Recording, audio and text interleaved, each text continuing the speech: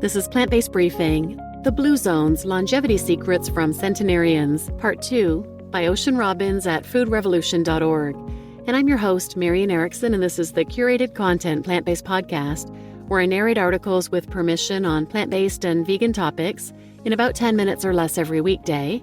And today's article is longer than that, so it's being broken up into 3 parts. I read part 1 yesterday, so go back and listen to that first, and then continue on today with part 2, and then the next day with part 3. So now let's get to today's plant-based briefing. The Blue Zones, Longevity Secrets from Centenarians, Part 2, by Ocean Robbins at foodrevolution.org. Places with the most centenarians and characteristics that contribute to longevity. Buettner and his collaborators have been studying blue zones for almost 20 years now and have amassed a treasure trove of data, not just about how long people live, but about what factors contribute to their extended healthy lives.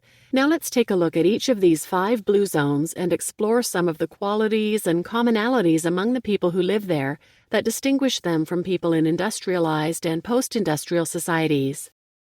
Ikaria, Greece. Ikaria is an island where, according to legend, people forget to die. And that's just a slight exaggeration. 1 in 3 Ikarians make it to their 90s.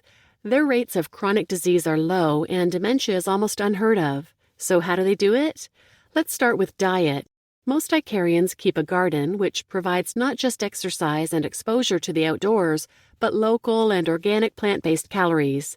Their diet is mostly plant-based, with a Mediterranean pattern that's roughly 37% greens and other vegetables. They also eat lots of whole grains, beans, and potatoes, and they drink teas brewed from domesticated and wild local herbs, including rosemary, oregano, and sage.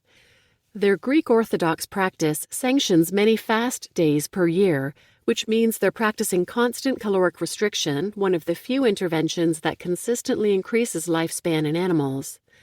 Ikaria is a mountainous island which necessitates plenty of vigorous movement just to get around from one place to another. No need for spin classes or aerobics, just going about daily life on Ikaria keeps residents fit. That said, residents of Ikaria aren't going full out all the time.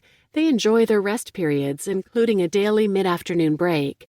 They don't rush around trying not to be late for appointments. Instead, they embrace a more relaxed pace of life. Sometimes they stay up well past midnight playing dominoes and fostering social connections and sleep till later in the morning. Lomalinda, California.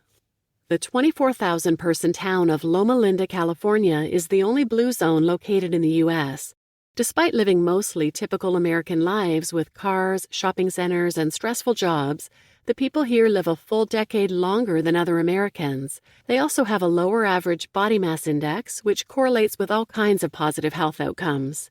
Their distinguishing feature is their religion. The vast majority of Lomalinda residents belong to the Seventh-day Adventist Church, a Christian denomination that puts a heavy emphasis on healthy living. Adventists typically avoid alcohol and caffeine and don't smoke. Beyond these no-nos, many adherents follow a vegetarian or vegan diet based on a verse in chapter 1 of Genesis. Behold, I have given you every herb-bearing seed which is upon the face of all the earth, and every tree in which is the fruit of a tree yielding seed, to you it shall be for meat.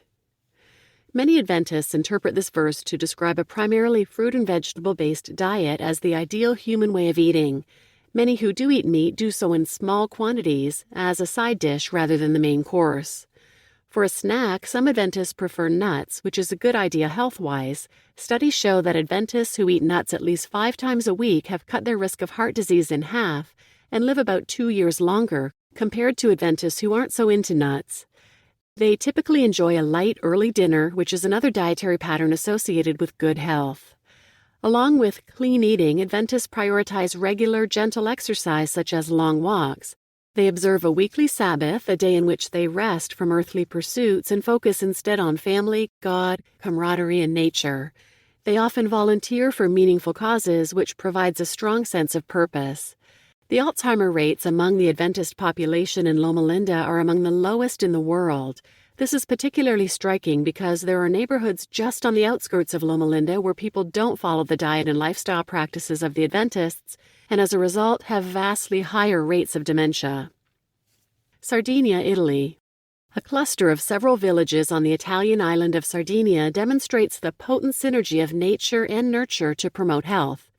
Most of the inhabitants have an otherwise rare genetic marker called M26 that's linked to exceptional longevity, and they also enjoy a health-promoting lifestyle that takes full advantage of their genetic potential, with nearly 10 times more centenarians per capita than in the U.S. Unusually, a large percentage of Sardinian men make it to 100. Again, we see a primarily plant-based diet in action, with whole grains providing about half of all calories. Meat and added sugar, which are so prevalent in industrialized societies, are rare treats rather than staples. Mostly they eat homegrown and homemade foods in what many Americans would consider a minimalist diet, but they also enjoy a traditional red wine called Cannonau, which they source from a native grape. Because they are a shepherding culture, Sardinians walk a lot as a natural part of their work and daily routine. Family is important in Sardinia, and the culture there celebrates elders, involving them and valuing their experience and wisdom.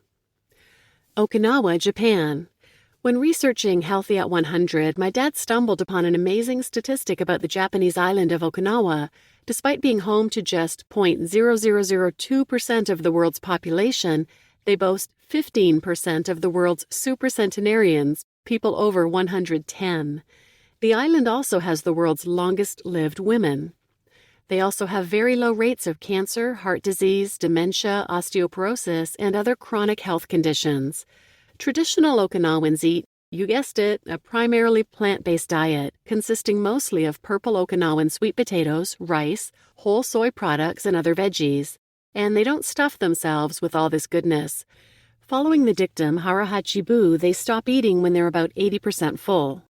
Almost all Okinawan centenarians grow, or once grew, a garden, often including medicinal plants. In addition to the benefits of the food and herbs grown there, gardening has them spending time outside each day, which helps them maintain optimal vitamin D levels year-round. Traditional Okinawans maintain a powerful social network called a moai. Unlike digital social networks, the moai is a collection of close friends and family who interact with each other on a regular basis, in person, for the good of all. It's both a social and economic safety net and reduces stress and loneliness, two of the most insidious drivers of ill health. Additionally, Okinawans are motivated by a strong sense of purpose in life, which the Japanese call ikigai. Nicoya, Costa Rica.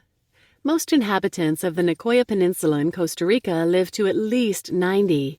As they age, they maintain their social networks and tend to stay under the family roof, living with their children and/or grandchildren and remaining active and useful.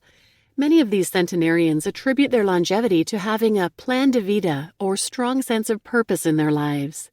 As with the other blue zones, Nicoyans eat healthy, plant-based diets, in their case based on the traditional Mesoamerican Three Sisters, squash, corn, and beans. They eat many fruits and vegetables that they grow themselves and go light on the meat. They also eat small dinners. And they enjoy physical labor, typically performed outdoors, as their main form of exercise. You just listened to The Blue Zones, Longevity Secrets from Centenarians, Part 2, by Ocean Robbins at foodrevolution.org. And I'm your host, Marian Erickson. And as mentioned, tune in tomorrow for Part 3, How to Live to 100. And please share this episode with anyone who might benefit, and thanks for listening.